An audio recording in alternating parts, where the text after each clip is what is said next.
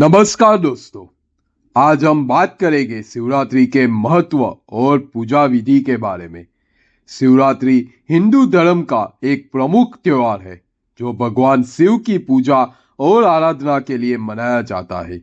इस वीडियो में हम आपको बताएंगे कि शिवरात्रि क्यों महत्वपूर्ण है, इसकी पूजा कैसे की जाती है और इससे क्या लाभ होते हैं। तो चलिए शुरू करते हैं। नंदीकेश्वर कहते हैं, ब्रह्मा और विष्णु भगवान शिव को प्रणाम कर चुपचाप उनके दाएं बाएं भाग में खड़े हो गए। उन्होंने पूजनीय महादेव जी को श्रेष्ठ आसन पर बिठाकर पवित्र वस्तुओं से उनका पूजन किया। दीर्घ काल तक स्थिर रहने वाली वस्तुओं को पुष्प वस्तु तथा अल्प काल तक टिकने वाली वस्तुओं को प्राकृत वस्तु कहते हैं। हार, नुपुर, कीयूर, किरीट, मणिमय कुंडल, यज्ञोपवीत, उत्तरीय वस्त्र, पुष्पमाला, रेशमी वस्त्र, हार, मुद्रिका, पुष्प, तांबुल, कपूर, चंदन एवं अगरू का अनुलेप, धूप, दीप, श्वेत, छत, व्यंजन, ध्वजा, चौवर तथा अनेक दिव्य उपहारों द्वारा जिनका वैभव वाणी और मन की पहुंच से परे था, जो केवल परमात्मा के योग्य थे, उनसे ब्रह्मा और विष्णु ने अपने स्वामी महेश्वर का पूजन किया। इससे प्रसन्न होकर भगवान शिव ने दोनों देवताओं से मुस्कुराकर कहा, पुत्रों, आज तुम्हारे द्वारा दी गई पूजा से मैं बहुत प्रसन्न हूं। इसी कारण यह दिन परम पवित्र और महान होगा। यह तिथि शिवरात्रि के नाम से प्रसिद्ध होगी और मुझे परम प्रिय होगी। इस दिन जो मनुष्य मेरे लिंग अर्थात निराकार रूप की या मेरी मूर्ति अर्थात साकार रूप की दिन रात निराहार रहकर अपनी शक्ति के अनुसार निस्सर भाव से यथोचित पूजा करेगा, वह मेरा परम प्रिय भक्त होगा। पूरे वर्ष भर निरंतर मेरी पूजा करने पर जो फल मिलता है, वह फल शिवरात्रि को मेरा पूजन करके मनुष्य तत्काल प्राप्त कर लेता है। जैसे पूर्ण चंद्रमा का उदय समुद्र की वृद्धि का अवसर है, उसी प्रकार शिवरात्रि की तिथि मेरे धर्म की वृद्धि का समय है। इस तिथि को मेरी स्थापना का मंगलमय उत्सव होना चाहिए। मैं मार्गशीर्ष में मास में आद्रा नक्षत्र से युक्त पूर्णमासी या प्रतिपदा को ज्योतिर्मय स्तंभ के रूप में प्रकट हुआ था। इस दिन जो भी मनुष्य पार्वती सहित मेरा दर्शन करता है अथवा मेरी मूर्ति या लिंग की झांकी निकालता है, वह मेरे लिए कार्तिकेय से भी अधिक प्रिय है। इस शुभ दिन मेरे दर्शन मात्र से पूरा फल प्राप्त होता है।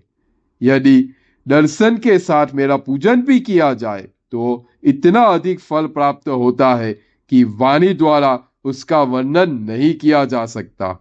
लिंग रूप में प्रकट होकर मैं बहुत बड़ा हो गया था, अतः लिंग के कारण यह भूतल लिंग स्थान के नाम से प्रसिद्ध हुआ।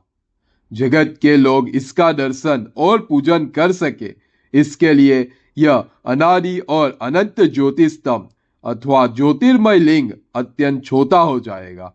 यह लिंग सब प्रकार के भोग सुलभ कराने वाला तथा भोग और मोक्ष का एकमात्र साधन है। इसका दर्शन, स्पर्श और ध्यान प्राणियों को जन्म और मृत्यु के कष्ट से छुड़ाने वाला है।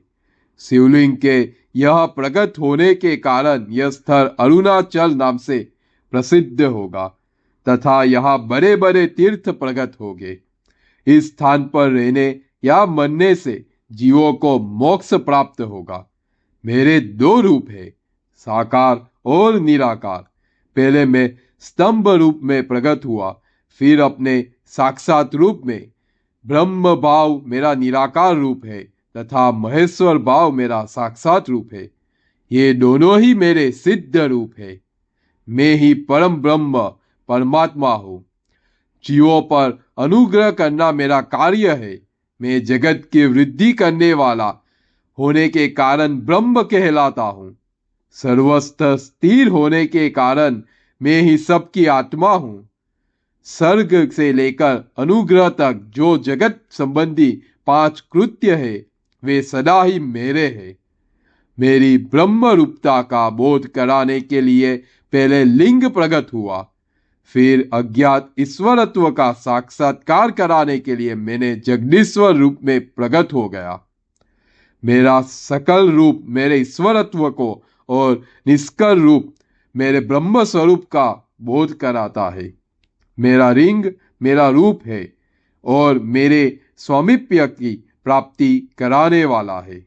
मेरे लिंग की स्थापना करने वाले मेरे उपासक को मेरी समानता की प्राप्ति हो जाती है तथा मेरे साथ एक तत्व होने का अनुभव करता हुआ संसार सागर से मुक्त हो जाता है। वह जीते जी परमानंद की अनुभूति करता हुआ शरीर का त्याग कर शिवलोक को प्राप्त होता है, अर्थात मेरा ही स्वरूप हो जाता है। मूर्ति की स्थापना लिंग की अपेक्षा गौण है। यह उन भक्तों के लिए है जो शिव तत्व के अनुशीलन में समक्ष नहीं है।